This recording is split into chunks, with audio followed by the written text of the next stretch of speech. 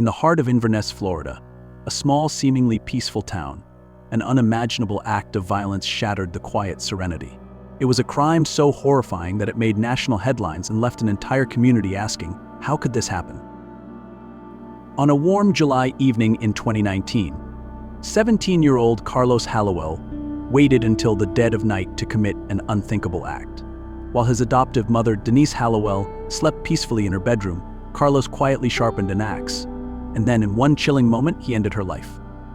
Denise Hallowell wasn't just a mother, she was a respected special education teacher and an adoptive parent who had dedicated her life to helping children in need. She brought Carlos into her home at just 4 years old, adopting him from Guatemala, hoping to give him a life filled with love and opportunity. But what happened behind the closed doors of that home? What led a son to brutally kill the woman who gave him a second chance at life? And why, of all things, did he choose an axe, the weapon of medieval horrors? The crime was gruesome, the motive shocking, and the aftermath raised more questions than answers. Carlos didn't just commit murder, he attempted to cover his tracks, ripping out security cameras and discarding evidence in a nearby lake. He even called 911 to report the death, claiming innocence at first. But investigators soon uncovered a chilling truth. This case wasn't just about a murder, it became a window into a troubled past. It unearthed allegations of abuse, years of family conflict, and a young man's descent into darkness. Carlos Hallowell was convicted of first-degree murder and sentenced to life in prison without parole. Yet, his confession, years later, revealed a deeper story, one of trauma, resentment, and desperation. What drives a child to kill their own parent? Is it nature or nurture, trauma or choice? As we unravel the story of Carlos Hallowell, we'll explore the haunting events that led to this tragedy and the questions that still linger to this day. This is the story of a family torn apart, a mother's love turned to ashes, a son's life forever changed. This is the case of Carlos Hallowell. As the sun set over Inverness that fateful evening in 2019, the Hallowell home appeared calm. But inside, 17-year-old Carlos Hallowell was quietly preparing for what would become one of the most shocking crimes this small town had ever witnessed. Hours ticked by as Carlos sat alone in his room, consumed by thoughts of anger and frustration. In his hands, an axe, its blade steadily being honed to a razor-sharp edge. He waited patiently for his mother, Denise, to fall asleep. For Carlos, this was not an impulsive act. It was calculated, deliberate, and horrifyingly cold. Just after midnight, Carlos crept into Denise's bedroom. The room was quiet, save for the soft sounds of her breathing as she slept. Then, in a single, violent moment, Carlos swung the axe, striking his mother's skull. The blow was fatal. The woman who had adopted him, who had once dreamed of giving him a better life, lay lifeless in her bed. But the murder was just the beginning. Carlos knew he couldn't let anyone find out what he'd done. He ripped out the home's security cameras, devices his mother had installed to keep a watchful eye on him. He took her phone, along with the cameras, and walked to the lake behind their house. There, under the cover of darkness, he tossed them into the water, hoping to erase any trace of the crime. With the evidence destroyed, Carlos made his next move.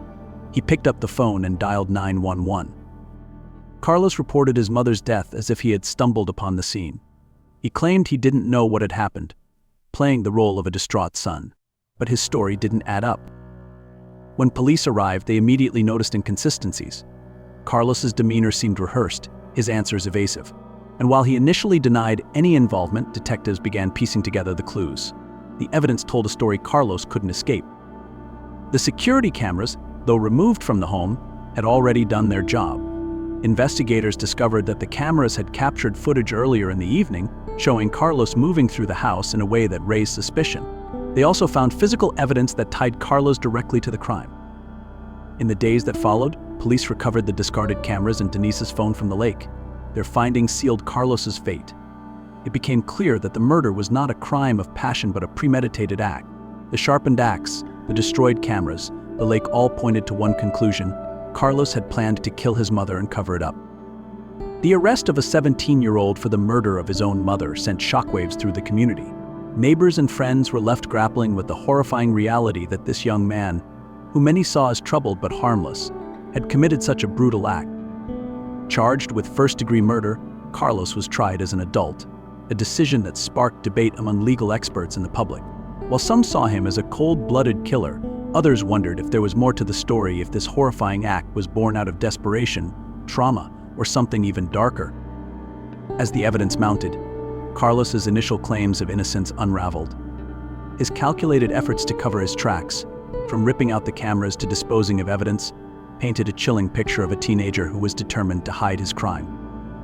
The murder of Denise Hallowell was not just a single horrific act.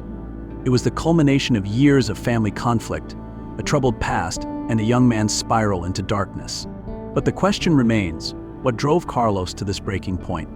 To understand the full story, we must look deeper into his past, his relationship with his mother, and the demons he claimed pushed him to the edge. After his arrest, Carlos Hallowell's case became the subject of national headlines. A 17-year-old boy, accused of brutally killing his adoptive mother with an axe, was now facing the full weight of the justice system. But this wasn't just any trial, it was a trial that would pit questions of morality, mental health, and responsibility against the cold, hard facts of the crime. The prosecution sought to try Carlos as an adult for first-degree murder, arguing that his actions were premeditated and calculated.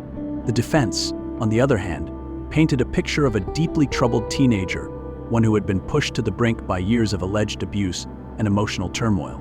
But the jury was presented with overwhelming evidence: the axe, the destroyed cameras, and Carlos's own attempts to cover up the crime. In 2021, after a lengthy trial, Carlos was found guilty of first-degree murder. The judge handed down the harshest sentence possible: life in prison without the possibility of parole. For many in the community, it was justice for Denise Hallowell, a beloved teacher and mother whose life had been tragically cut short. Years after his conviction, Carlos agreed to an exclusive prison interview. For the first time, he opened up about the events leading up to that fateful night. In a chilling confession, he admitted to planning the murder but claimed he felt cornered, hopeless, and desperate to escape what he described as a toxic and abusive environment. His words offered a glimpse into his fractured psyche, a tortured young man who carried the weight of his actions for the rest of his life. But to fully understand what led Carlos down this dark path, we must go back to where his story began, his childhood, and the complex relationship he had with Denise. Carlos Hallowell's story begins in Guatemala, where he was born into poverty and chaos. At the age of 4, his life changed forever when Denise Hallowell, an American educator, adopted him and brought him to Florida. For Denise, it was a chance to give a child in need a better life.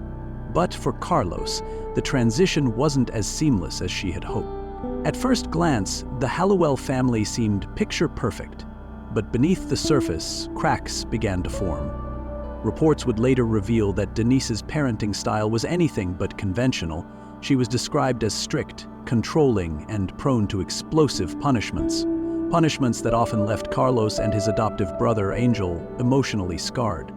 In 2015, those cracks became public when Denise was arrested on allegations of child abuse. Angel, Carlos's adoptive brother, accused Denise of severe physical punishments, including locking him in a room for hours and withholding food. Though the charges were eventually dropped, the incident left an indelible mark on the family dynamic. As Carlos grew older, the tension between him and Denise only worsened. He began acting out, experimenting with drugs like Xanax and morphine to numb the pain he claimed to feel every day. His behavior spiraled out of control, leading to multiple suspensions from school and frequent run-ins with local authorities. By the time he was 16, Carlos had attempted suicide 3 times. Each time he was brought back from the brink, but his struggles with depression and addiction only deepened. He felt trapped, unable to meet Denise's high expectations, and burdened by the weight of her strict control over his life. According to Carlos, his breaking point came after a particularly intense argument with Denise. He claimed she had threatened to send him to military school, an ultimatum he saw as a punishment he couldn't endure. In his mind, the only way to escape was to remove her from his life entirely. Denise Hallowell had adopted Carlos to give him a better future, but their relationship became a toxic cycle of control, rebellion, and unresolved trauma. Some see Carlos as a victim of his circumstances, a child whose cries for help went unanswered. Others see him as a cold-blooded murderer who took the life of the woman who gave him everything. But the question lingers. Could this tragedy have been prevented? Could the signs of Carlos's pain and Denise's struggles as a parent have led to intervention before it was too late? As we explore the aftermath, we'll delve deeper into the lessons this case holds for families, for mental health advocates, and for society as a whole. Why would a teenager take such drastic, violent action against his own mother? For Carlos Hallowell, the answer lay in what he described as a lifetime of trauma and control. In his confession, Carlos claimed that Denise Hallowell's parenting style was not just strict, it was suffocating as well. According to Carlos, Denise monitored every aspect of his life. Security cameras were installed throughout their home, giving her an omnipresent view of his actions. She set high, often unattainable expectations, and punished him harshly when he fell short. For Carlos, this created a pressure cooker environment, one that eventually exploded in tragedy. Today, Carlos Hallowell is 22 years old. He spends his days in a maximum security prison, serving a life sentence without the possibility of parole. Despite his horrific crime, Carlos continues to reflect on what happened and has publicly expressed remorse. Despite his regret, Carlos has not given up hope entirely. He's seeking a reduced sentence or a new trial, claiming that his original defense was inadequate. His case raises difficult questions about the role of trauma, mental health, and family dynamics in violent crimes, and whether a teenager like Carlos should face a lifetime behind bars for his actions. The story of Carlos Hallowell is not a simple one. It's a tangled web of trauma, control, and desperation that ended in the most unthinkable way. What could have been done differently? Could someone have intervened before it was too late? And what does this case teach us about the limits of our justice system, especially when dealing with young offenders, shaped by such complex circumstances? Now, as we think of these questions, it's important to remember that behind every tragedy like this one are real people, flawed, struggling, and human. Denise Hallowell didn't deserve to die, and Carlos didn't deserve the life he felt forced to live. This case isn't just about guilt or innocence, it's about understanding the cracks in our systems and in our hearts. This story is heavy, I know. It's one that sticks with you long after the screen goes dark. But these stories are important because they remind us of the need for empathy, for change, and for vigilance in recognizing when someone is crying out for help. If even one person sees this and takes action to prevent a tragedy in their own community, then sharing Carlos's story has made a difference. If you found this video impactful, please don't keep it to yourself. Share it with your friends, your family, and anyone who might learn something from this heartbreaking case. And if you haven't already, subscribe to this channel. Your support helps us bring more of these powerful, thought-provoking stories to light. And now I want to hear from you. What do you think could have been done to prevent this tragedy? Was it a failure of the family, the community, or the system? Leave your thoughts in the comments below, and let's start a conversation that matters.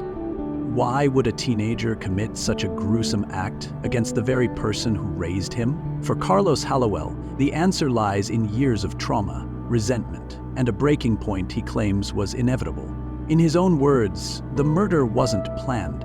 It was the culmination of a life he says was riddled with pain and control. Carlos described his adoptive mother, Denise Hallowell, as strict and overbearing. She monitored his every move, installing security cameras throughout the house to ensure he followed her rules. He claimed that this wasn't just about safety, it was about control. Every decision he made, every action he took, felt scrutinized under her watchful eye. He explained that their relationship had deteriorated over time. Arguments escalated as Carlos grew older, especially as he began experimenting with drugs like Xanax and morphine. Denise was deeply concerned about his choices, but Carlos saw her attempts to intervene as yet another layer of control, another way to suppress who he was. On top of this, Carlos claimed his mother imposed her own dreams onto him. She wanted him to follow a specific path, one she believed would lead to success, stability, and the life she envisioned for him.